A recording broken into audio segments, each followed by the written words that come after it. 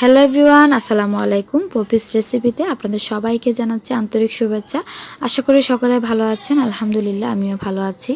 আমি আজকে আপনাদের সাথে শেয়ার করব রুই মাছ আর তেলাপিয়া মাছের মাথা রান্না করা শেয়ার করব। তো এখানে আমি প্রথমে রুই মাছের মাথা এবং তেলাপিয়া মাছের মাথাগুলোকে ভালো করে ধুয়ে নিচ্ছি আর অল্প পরিমাণ হলুদের গুঁড়ো দিয়ে ভালো করে নেড়ে ছেড়ে ধুয়ে নিচ্ছি, যাতে করে কোনো শেওলার গন্ধ থাকলে সেগুলো চলে যায়। সেজন্য এগুলোকে ভালো করে আমি ধুয়ে নিচ্ছি। তো এখন আমার মাছের মাথাগুলো ধোয়া হয়ে গেছে। এখানে প্লেটের মধ্যে অল্প পরিমাণ হলুদের গুঁড়ো আর অল্প পরিমাণ মরিচ গুঁড়ো সাথে সামান্য লবণ দিয়ে ভালো করে মশলাটাকে মিশিয়ে নিচ্ছি। আমি মাথাগুলোকে আগে একটু ভেজে নিব, সেজন্য আমি এগুলাকে আগে মশলা দিয়ে মাখিয়ে রাখছি। তো এখানে আমি মশলাগুলো দিয়ে দিচ্ছি, দিয়ে ভালো করে মাছের মাথাগুলোর সাথে মশলাগুলো মিশিয়ে নিচ্ছি। আমাদের বাসায় কিন্তু সবাই মাছের মাথা অনেক বেশি পছন্দ করে, সেজন্য আমি এখানে সবার জন্য মাছের মাথা রান্না করছি। তো আপনাদের বাসায় যারা মাছের মাথা খেতে পছন্দ করে আপনারা চাইলে এভাবে করে মাছের মাথা রান্না করে দিতে পারেন। তো আমার রেসিপিটা যদি ভালো লাগে তাহলে অবশ্যই আমার চ্যানেলে সাবস্ক্রাইব করে দিবেন আর অবশ্যই পাশে থাকা বেল আইকনটি বাজিয়ে দিবেন। তো আমি এখানে একটা প্যানের মধ্যে তেল দিয়ে দিয়েছি আর এখন মাছের মাথাগুলোকে ভেজে এক পাশটা যখন ভাজা হয়ে যাবে অন্য পাশটা আমি উল্টিয়ে দিব। দুপাশটা যখন ভালো করে ভাজা হয়ে যাবে আমি একটা প্লেটের মধ্যে এগুলোকে উঠিয়ে নিচ্ছি। এগুলো কিন্তু ভাজা হয়ে গিয়েছে আর এখন আমি একটা প্লেটের মধ্যে উঠিয়ে নিচ্ছি। যে অবশিষ্ট তেলগুলো ছিল সেগুলো দিয়ে আমি রান্না করে নিব, আর এর জন্য আমি তেলগুলোকে অন্য একটা প্যানে নিয়ে নিয়েছি আর এখানে দিয়ে দিচ্ছি পরিমাণ মতো রসুন কুচি।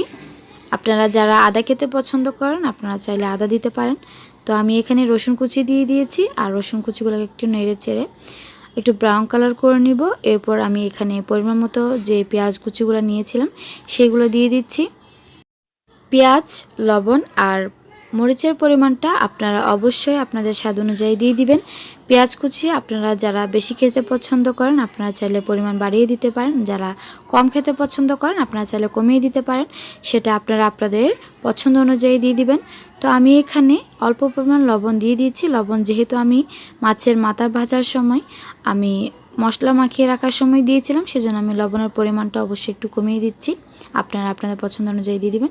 তো আমি এখানে 1 টেবিল চামচ পরিমাণ দিয়ে দিচ্ছি মরিচের গুঁড়ো আর দিয়ে দিচ্ছি হাফ চামচ পরিমাণ হলুদের গুঁড়ো দিয়ে ভালো করে নেড়ে চেড়ে আমি মশলাগুলোকে একটু কষিয়ে নিব। আমি আগেই বলেছি ঝালের পরিমাণটা অবশ্যই আপনারা আপনাদের পছন্দ অনুযায়ী দিয়ে দিবেন। মশলাটা যখন কষানো হয়ে গেছে আমি মাছের মাথাগুলো এখানে বসিয়ে দিচ্ছি। বিশ্বাস করেন আপনারা যদি এভাবে করে আমার মতো করে রান্না করেন তাহলে অবশ্যই সবাই অনেক বেশি পছন্দ করবে। আপনারা যদি এভাবে করে রান্না করে থাকেন তাহলে অবশ্যই আমাকে কমেন্টে মতামত জানাতে ভুলবেন না আপনাদের মাছের মাথা রান্নার রেসিপিটা কেমন হয়েছিল।